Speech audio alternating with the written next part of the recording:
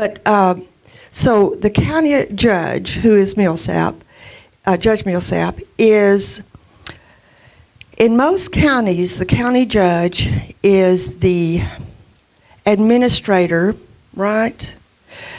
He presides over her court, which is the commissioner's court, and he votes with them, right? Now, in the smaller counties, when they don't have a county court at law, he also does the misdemeanor, he does the probates, he does the middle hearings. Jeepers, I can't think what else he does, but that's a lot. That's a lot to ask a man or a woman to do when they're running $1 million budget and trying to get all this done. So I took over his, most 90% of his jurisdictional problems in his, because I'm an attorney, okay? After you leave the county judge, every judge from there on up has to be an attorney. Mm-hmm. And so I don't know why Texas felt like they didn't need attorneys at the JP level or these county levels, because and ours are incredible. They read and they research, they call us and ask questions. But can you imagine it'd be like doing surgery or something, not quite that bad, but on something, and you don't know anything about it. You're just trying to learn it as you go along.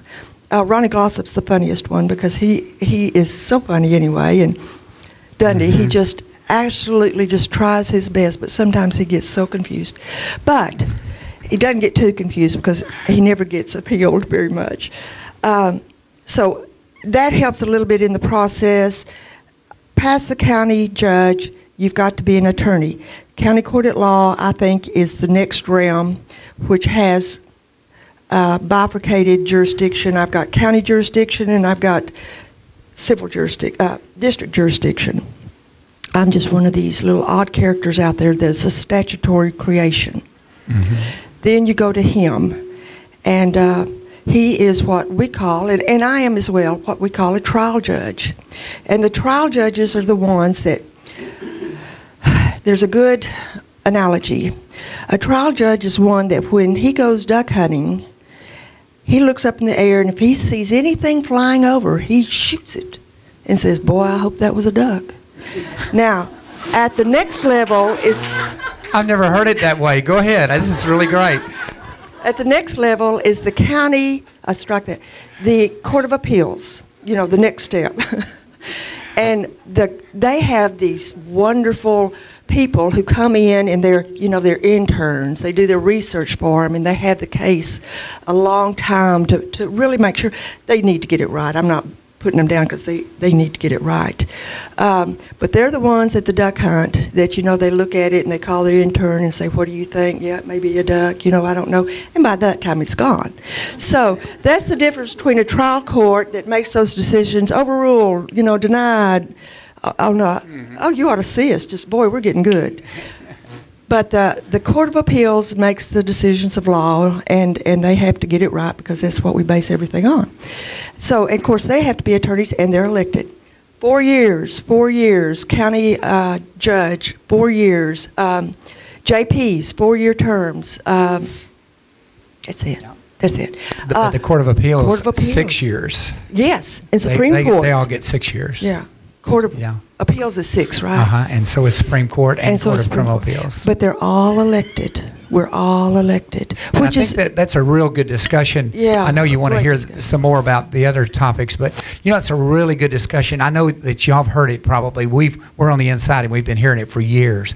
There's a certain movement out there to appoint all the judges because then it wouldn't be political.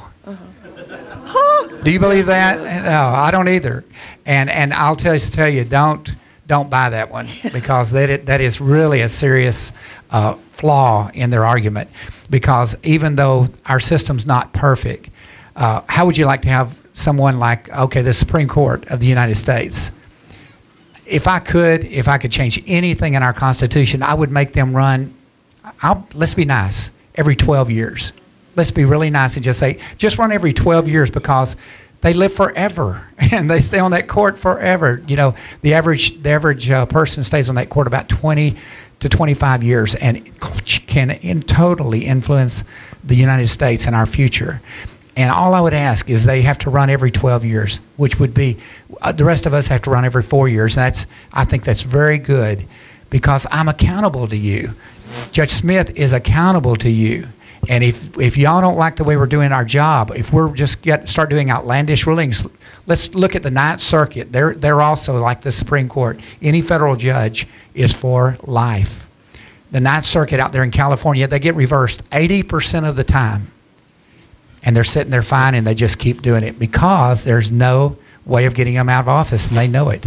And so they just do these outlandish rulings. And as you read about them, if something wild happens in the court system, you read about it, I want you to think, I wonder if that's the Ninth Circuit, because it will be probably.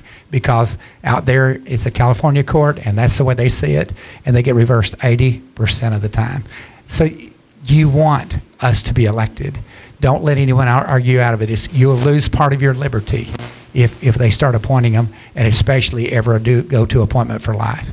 It's just not good.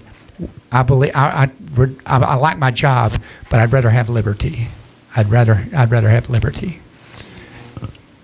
Now, do you want me to talk about the case? Or want to ask about the case? But usually I can spend about an hour going through this. I won't do that to you tonight. So I'm going to quickly take you through it, and Judge, interrupt me if you'd like to. Let's say that, what did you say, car? Auto theft. And I purposely didn't say grand theft auto, so you could figure out which court it needs to go. Okay, we'll go with an auto theft. Someone out here tonight steals a car, and they get caught by the police. Now, when the police stop them, the police will prepare all kinds of reports, right? I'm going to take you through it really quickly, but the police will prepare a bunch of reports. And those reports will go to the district attorney's office because that's a felony. It's called a state jail felony. It's the lowest felony we have. You think auto theft ought to be higher than that, but it's really not. It's one of the lower felonies that we have. And so the reports go to the district attorney's office, and the district attorney can decide whether to present the case to the grand jury. Now, very few, actually, her cases, the misdemeanors can be presented to a grand jury, but very few do. But occasionally they are. But it would go to a grand jury proceeding. 12 people who are selected for 6 months periods of time here in Hopkins County would decide. How many of you served on a grand jury before? Quite a few. I thought you would. I knew there would be a bunch because good folks end up on grand juries, and that's a compliment to you if you've ever been on a grand jury. The grand jury would decide whether to true bill or no bill that case. If they no bill the case, it means they didn't have enough evidence. If they true bill the case, it comes up to the district court for trial. The next step would be the district trial court, and then it becomes public. The grand jury system actually is a secret body. And so that's a very good thing, because if it's no bill, we don't want anybody to know about it, because the very idea that you've been before the grand jury can hurt your whole life. It can hurt your family. It can hurt your business, whatever. The case becomes public when it comes to the district court for trial. I said it for trial, they must have an attorney. I require them to have an attorney. Either they hire one, or they're so poor they can't afford one, and so they are indigent. And so I appoint one to them. And we have about, how many do you have? About 10 attorneys? I have about 10 attorneys, would you say, that we have? They have to be a part of it, the system. Yeah, they have to want to be part of the system, if they want to represent indigent defendants. Not all the attorneys want to do that. And so they will get an attorney, and we'll go to trial. They'll be found guilty or not guilty. If they're found guilty, they can go to prison, or they can get probation if they're a first-time offender or something like that. And then they would be sentenced.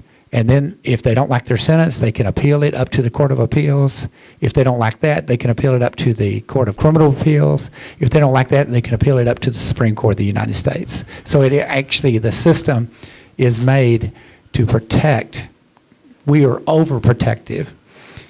I heard somebody on, I guess it was an article I was reading the other day. You probably read the same article. We overprotect our criminals, and it has hurt us in some ways. But then again, on the other hand, we want to be treated that way if we were accused of a crime. So it's a good system. It's a great system. It's an expensive system. It's time-consuming. I'm sure they can move in communist China many more cases than I can each day, but they have no juries, and they don't hear any evidence except what they want to. And the burden of proof is on the state in our system. The burden of proof in other countries that I've been to, it's on the defendant to prove themselves not guilty. Here, it's on the state to prove they're guilty, and the defendant doesn't have to do anything. So it's a totally different kind of system. It's a great system, and it's been developed, and it's still developing. Every time someone gets an appeal case, new case law comes down. It's really interesting.